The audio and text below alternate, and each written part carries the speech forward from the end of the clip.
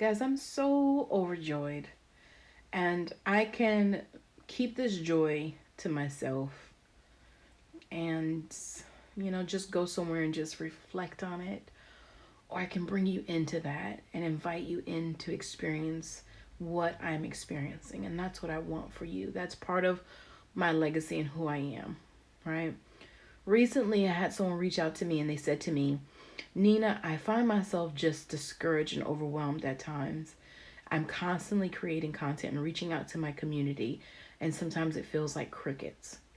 And I thought about that person, and it made me think of when I first started my single moms group. We're now at close to about 500 members of single moms and even some single dads that have joined us.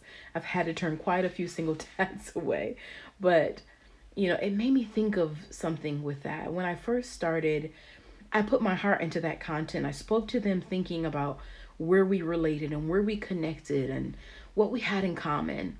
And at first, nothing. And so it was easy to assume that there was no fruit to be gained or had or tasted. There was no fruit that would come from my labor or efforts. It was easy to assume that no one was interested and that nothing was taking place.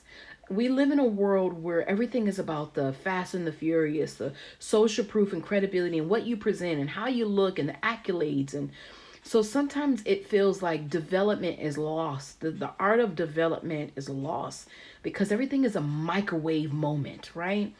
And so I told her about that experience for me of waiting and watching these people show up and hearing them come authentic and coming in the best form of themselves and being transparent and learning to be vulnerable all over again because of the quality of content and because of the way we nurtured that conversation. I told her, don't fret over what it looks like today. Think of the seeds and the harvest you're after.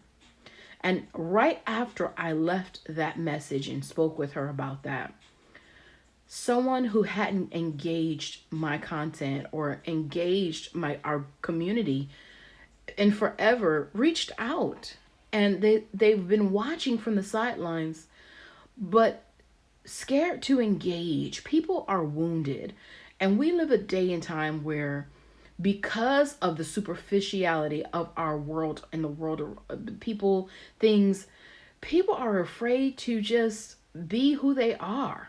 They don't know how to be raw and how to show up them because they're trying to show up you and what you desire and what you're after, instead of giving them a safe space to show up right where they are, who they are, taking the beauty, helping them to be that grape or that olive where they're pressed and the full potential of who they are drawn out. And those conversations lead to profitability in every direction. And so I rejoice seeing this person feel safe and have the courage to connect. And it made me think of the message and the comment I had just made to this other business owner.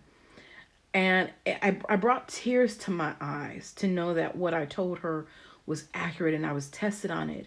And I want to encourage those of you who are new to business development. This video isn't for everybody. There are some people out here who know too much for their own good, and they'll never be open to fresh perspective or innovation because everything is a facade, or everything is everything. But there's those of us who are new, and we know we're new. We're not ashamed to be new. And we know that we are leading the way in a way that's not been done before. I'm speaking to you. I want you to have the courage to know it's not what you do. It's not what you see today only that matters. It's what you do today and how you do it. The love you put behind it. The energy, the focus, the heart. People are looking for that.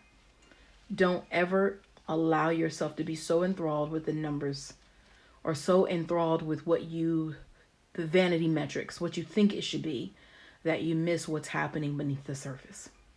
Bye, guys.